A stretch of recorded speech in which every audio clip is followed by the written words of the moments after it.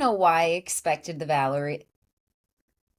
I don't know why I expected the valley to be filled with a bunch of hooting and hollering and a bunch of just, I don't know, good old fashioned antics. And instead, it's filled with trauma and drama and volatile relationships. We're going to get into season 2, episode 2 of The Valley, which, trigger warning, we're going to be discussing themes of pregnancy loss, DV. This is a heavy episode, a heavy season. So, preface with that before you get into it and before you decide to watch this season. Now, the episode starts with Jax talking about how he threw a piece of furniture that ended up hitting Brittany's knee in the prior week. He's having a conversation with Kristen, which, first of all, is shocking in itself because Jax and Kristen, they tend to not always be friends. Like when things are good for Jax and Kristen, they're great. And when things are bad for Jax and Kristen, they're absolutely meeting each other in the pits of hell. So Kristen's having a conversation with Jax where she's telling him, you can't justify what you did to Brittany. There's no reason for what you did to Brittany. You scared Brittany. As a result, now she's scared to have her son around you because you can't control your impulses and you have no emotional regulation. And Jax tells Kristen that, he's not justifying anything, but he didn't fly off the handle for just any reason. Look up the definition of justify. Look up the definition of justification in any dictionary, please, Jax. That is quite literally exactly what you're doing. You're saying that there was a valid reason for you to react the way that you did. You've asked men several times in prior episodes how they would have reacted. Wouldn't they have done the same thing? So just spare us. He also tells Kristen that he was begging Brittany to check on him if he was okay. This is something he says multiple times throughout the episode, which is just awfully convenient when we know that Jax did not check in on Brittany for what seems like the last 3 years. And if he did anything, he degraded her and took away her self-confidence. But he tells Kristen he was quite literally begging for Brittany to check in on him. He doesn't want to be there anymore. He wants to be near his family. And you know what? If Brittany gets full custody of Cruz, leave, Jax, leave. Like, you moved yourself here. And they have a conversation, and this is where we get a little bit of new information. And this is just sort of a testament to how much Brittany was protecting Jax in the relationship. And I'm not saying that in a way that faults Brittany. I'm more so just saying that she tried to give him grace. She tried to protect him, as women often do. She tried to do things to lessen public reaction in these last prior years. And yet they end up in this situation, and he throws all of that in Brittany's face, which we see later in the episode. But, Kristen tells Jax, you have talked down to Brittany for years. You have called her fat for years, including while she was in her pregnancy with Cruz. Jax denies this, and we see Kristen stand on that in her confessional and be like, no, I have quite literally heard Jax say this. I have seen the text messages, so he can't refute this. And that's just so typical Jax to try to refute something that there's proof of. Not to mention, if you still remember from season 1, when Brittany had on her Halloween costume and Jax tried to convince her to wear a different one, that alone let me know that he was criticizing her body behind closed doors. Kristen also, Kristen being the voice of reason is honestly nothing new, okay? Because we saw that last season as well, but she's often viewed as the wild card. She often gets a lot of hate for saying something that ends up being true. And she basically tells Jax that just because Cruz is not verbally communicating does not mean that he's not retaining or impacted by what you're doing in this house. And that's absolutely true. And we could see that when Jax walks into the house and attempts to hug Cruz, and Cruz is immediately crying just by his simple presence. And Jax ignores his own son's body language and just treads over that. So I wouldn't be surprised if he's not able to give Cruz what he needs to the capacity that Brittany is.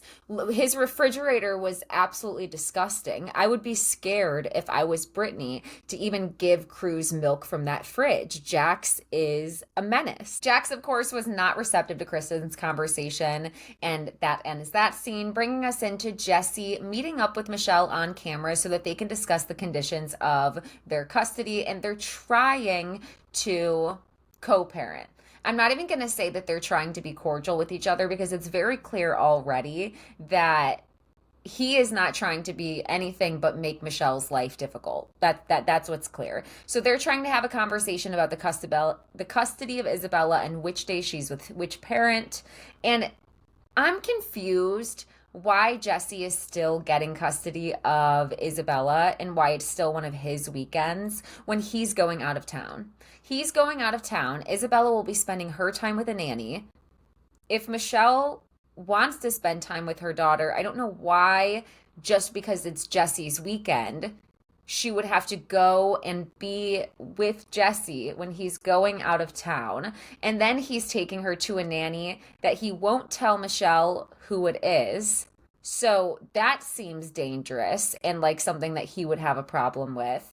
Now, I did side eye the fact that Michelle said that she doesn't want Jesse to use her nannies until I thought, you know what, this makes sense because if he is able to, you know, turn one of the nannies against Michelle or something and take away somebody whom she has gotten acclimated in her life and depends on, that would be devastating to not only herself, but to Isabella. Simultaneously, I thought it was confusing that you wouldn't want her to be around nannies who you have already pre-approved, but I understand not wanting them to hear whatever Jesse would attempt to say about her, which you know that he would behind closed doors or probably publicly on camera for us to see. So, towards the end of their conversation, they obviously end up in an argument and things move off the topic of Isabella and how they're going to co parent her and the split custody. And they move to the topic of Michelle allegedly cheating on Jesse, what he says to be 2 times.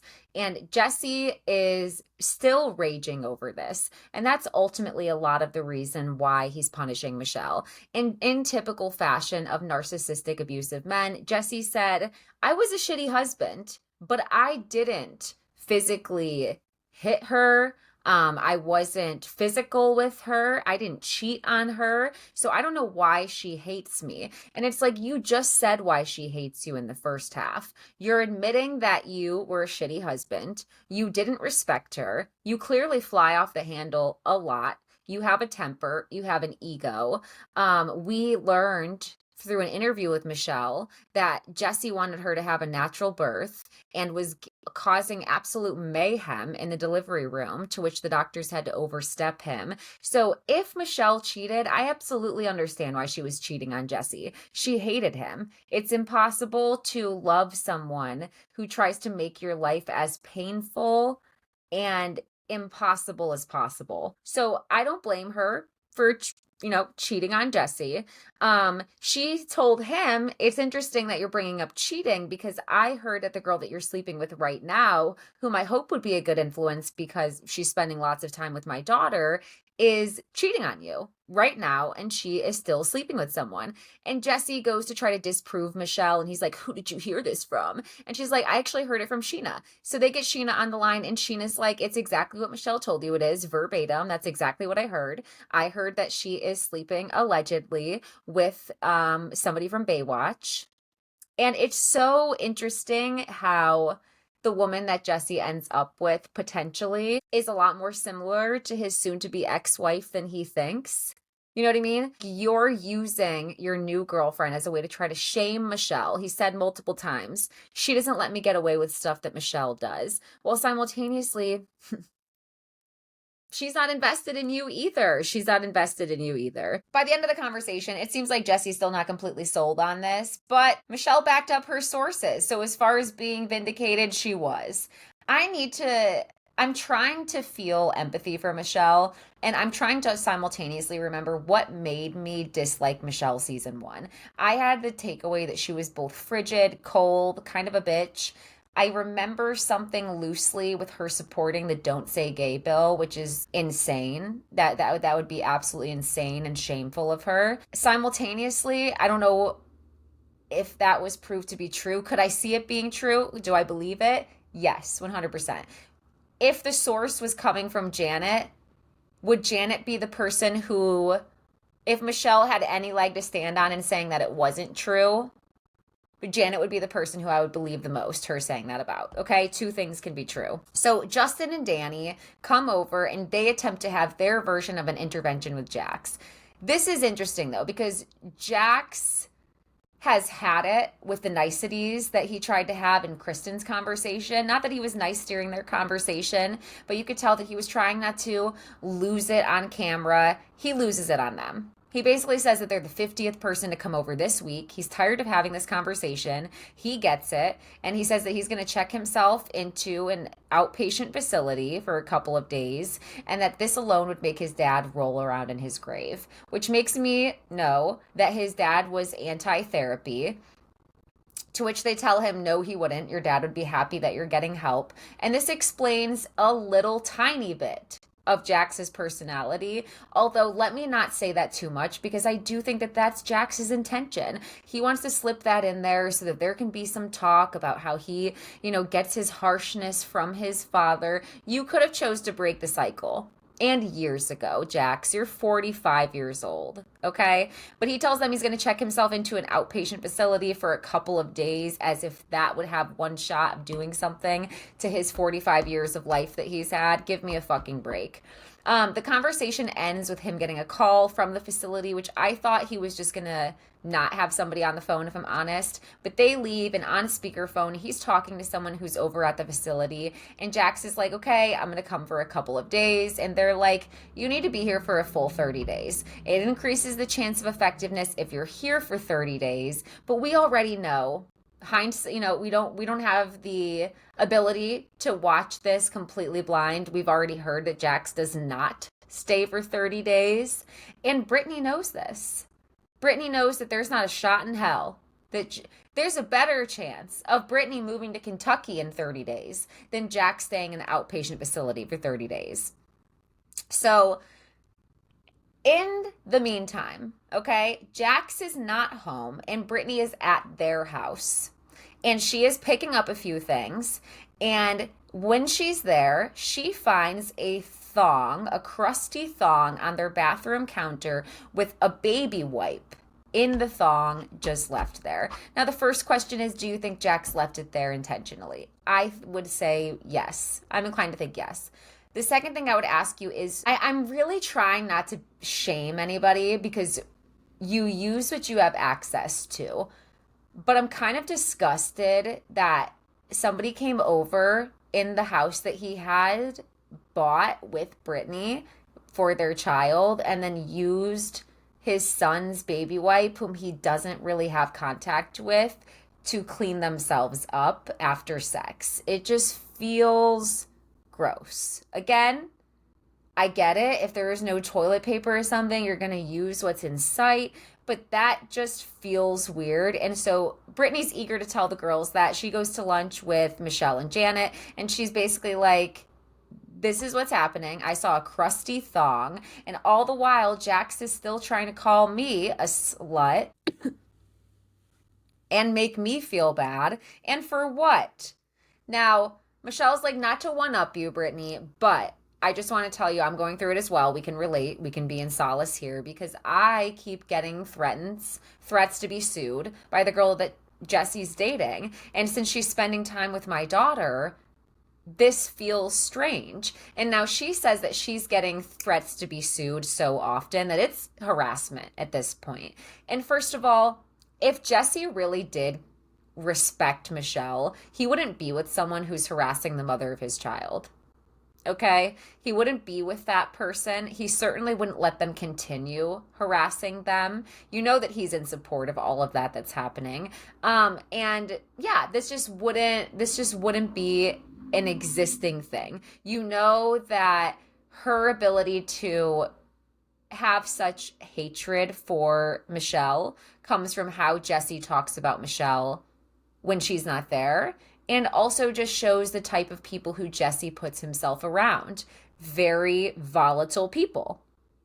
The girls chime in and say that they were all threatened to get sent cease and desists at one of the parties that they were at with her mutually. And I would have loved to see that, because what do you mean you guys were all at a party? Was this on camera? If this wasn't on camera, where was a screenshot of the group text of all of you talking shit about her after? That is insane.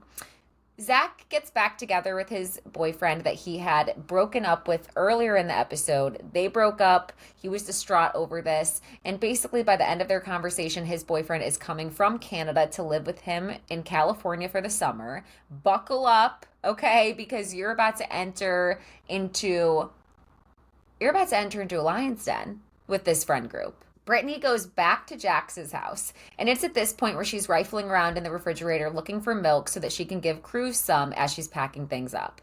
And this is where I said Jax's refrigerator is disgusting. I wouldn't trust anything there. Jax comes home.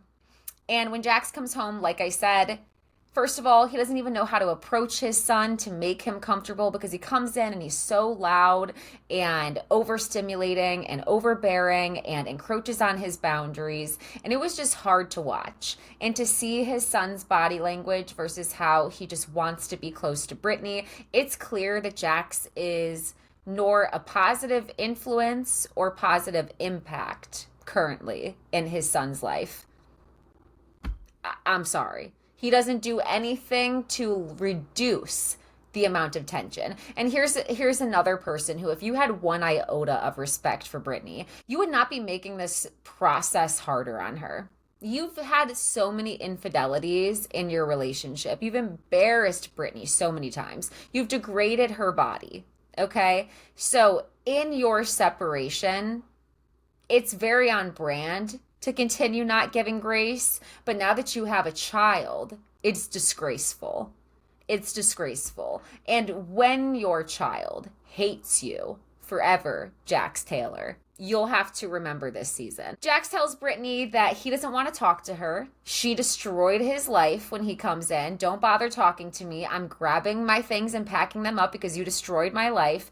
And this is what I mean about the Valley being very dark this season. I've talked about that on my TikTok. If you're not following my TikTok, follow my TikTok. If you haven't liked this video already, like this video. Make sure that you're subscribed so you can come back. It's so triggering to watch Jax blame Brittany for his reaction. He's blaming Brittany for his reaction. He's blaming Brittany that she felt unsafe and had to get other people involved. He's blaming Brittany for having enough of being with Jax. And it's just so devastating and triggering to watch. And I guess my only hope would be that for anyone who's been in that position before, that maybe this allows them to feel seen, or if somebody's still in this situation and has the ability to leave safely, hopefully it allows you to see your situation and have the vindication and validation of, oh my God, this is happening to me and this actually is that bad, and safely leave. But I find it very triggering and very dark to watch. We find out, like I said, that Brittany sees video of a girl coming to their house and spending the night, and they broke the rules because apparently this is somebody that they know. Now, we aren't familiar from my knowledge of the page, unless I'm clocking this as I'm doing it. Was Paige the OnlyFans model who Jax was rumored to be hanging out with for a while and was photographed with at lunches? Question mark, question mark, question mark. If so, okay, I'm understanding who that is. But he had Paige over breaking the rules. Brittany can see this on the camera. And Jax is obviously retaliating because he says that Brittany broke the rules when she was talking to Julian, his friend. And how telling is it as well that men really love their friends, okay? Men are pretty loyal to their friends in general, right? At least that's what you guys claim. That's what men claim. So for Julian to say, I would rather have a chance with Brittany than to be friends with Jax, that's telling. That's pretty telling that your friend would rather be there for Brittany to support her and have a connection with her than maintain a friendship with you. That's very telling. So this is obviously in retaliation. And he tells Brittany that he has all of the dates. He has it all documented about all of the times that he's seen Julia, and he's trying to embarrass her on camera. And to be clear, Jax, even if you have all the dates and it reads every single motherfucking day, I still don't feel bad for you. I'm not saying that all women cheat because they're in a precarious situation, an abusive situation, an unfair situation. I'm not saying that. What I'm saying is, it certainly seems that I tend to give women grace and want to hear about the situation. Because if you're cheating while your partner is treating you with love and respect and care, and you guys are, he's paying rent, and I mean, you just have this great life, yes, that's a problem, okay? However, if you're cheating as a reaction to everything that's happening in the relationship, that's coping. That's coping. And I have a lot of grace for women in that situation. So it was gross to see Jax try to slut shame Brittany again. It's just not going to work. He's also trying to get a rise out of Brittany because he tells her, I went to Paige's the other day, okay? So we're not always here. I was at her house too. He really wants her to know that he has had lots of contact with this girl, Paige. And Jax tells Brittany that if she was that miserable with him, then she would have left years ago. I'll never forgive you for this, he says. The audacity of men to say, I'll never forgive you for this when other people find out what they do. Every man should walk through this life knowing that how you treat your partner, how you treat your friends, how you treat people in private is 100% liable to bite you in the ass. It's unfortunate that men's sole motivator wouldn't just be general empathy and respect of other people, but if it has to be out of fear that something would come back to get out in public, every man should know that anything done in private could come out publicly. And when said thing comes out publicly that you decided to do while knowing that it could be public, and you risked your reputation, you risked your relationship, you showed how much respect you had for your partner, that's your motherfucking fault. You hear that? That's the consequences of your own motherfucking actions, okay? So Jax is packing up. Brittany says he's going to stay for 1 day, mark my words, 1 day in that outpatient facility. And she was correct. And she was correct. And what did we learn here? I don't know. Pink slip him. I don't know. Mandatory hold. Is that appropriate of me to say? No. Do I reserve the right to change my mind? I do. I do. Jax is quite literally yelling down the stairs. I appreciate Brittany advocating for herself and her son at the end of the episode and telling Jax, if you don't stay the full 30 days, I'm filing for divorce, I'm filing for full custody, and I'm getting a restraining order against you. Period. Because he's a danger. He's a danger to himself, to others. It's been way too long of people saying boys will be boys. Jax is still good for TV. What a mess. What are you thinking? It's only the second episode. Give me all of your takes in the comments. Let me know what you're thinking. As always, like I said, make sure that you're subscribed. Make sure that you like this video. Make sure that you're following Positively Uncensored on all platforms, over on Spotify, on Apple. If you have a moment, leave me a review, and have an amazing day.